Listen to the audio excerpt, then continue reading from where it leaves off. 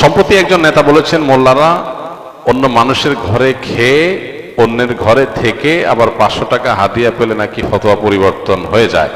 ঢালাওভাবে এভাবে বলা কতটা সঠিক, আপনি কিভাবে দেখছেন? 500 টাকা 1000 টাকা যারা মানুষের ঘরে খায়া লিল্লা খায়া যারা বড় হইয়া বড় বড় কথা বলে, এদের কথা এদের কোনো সেন্স কাজ করে বলে আমি মনে করি না। যাদেরকে 500 টাকার জায়গায় 1000 টাকা দিলে ওয়াজের বা মুনাজাতের ভাষা পরিবর্তন হয়ে যায়, এরা হইল মোল্লা মুন্সি।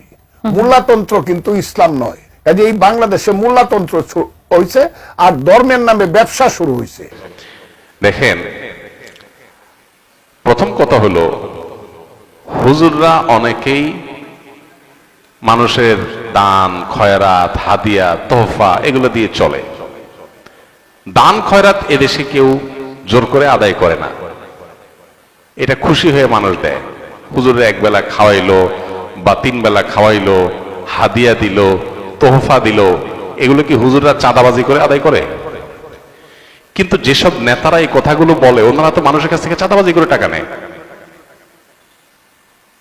রাজনৈতিক নেতারা, আমি সবাইকে ঢালাভাবে বলছি না, রাজনীতি করতে গিয়ে নেতা হতে গিয়ে মানুষের কাছ থেকে চাঁদাবাজি করে টাকা নেওয়ার কালচারে যারা অভ্যস্ত, বা যেই সোসাইটিতে সেরকম কালচার পলিটিশিয়ানদের মধ্যে অনেকের মধ্যে আছে, বিভিন্ন দলে আছে, সব দলেই কম বেশি আছে, এই কালচারে যারা ডুবে আছে, তারা যদি আলেম সমাজকে বলে 500 টাকা 1000 টাকা মানুষ আল্লাহ রাস্তায় দিলে খায়, তাহলে এটা হলো চালনি সুইকে যে বলে তোমার পেছনে ছিদ্র আছে, ওই রকম। একটা হলো মানুষ খুশি হয়ে দিচ্ছে, আরেকটা হলো আপনি জবরদস্তি আদায় করতেছেন। জবরদস্তি আদায় করে চাঁদাবাজি চলা কালচারের মধ্যে ডুবে থাকা একটা মানুষ যদি আলেমন আমাদেরকে এ ধরনের কথা বলে, সেটা হলো সবচেয়ে লজ্জাজনক অধ্যায়, সবচেয়ে দুঃখজনক অধ্যায়। এই টোনে কথা যারা বলতো তারা তো পালায় গেছে দেশ থেকে।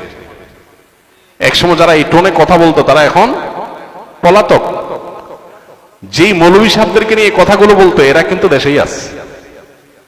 যে হুজুরদেরকে খোঁচাখুচি করতো, ওই হুজুররা সব আর খোঁচান্নারা পালায় চলে গেছে। আল্লাহ তাআলা এখান থেকে আমাদেরকে শেখার তৌফিক দান করুন। অনেকে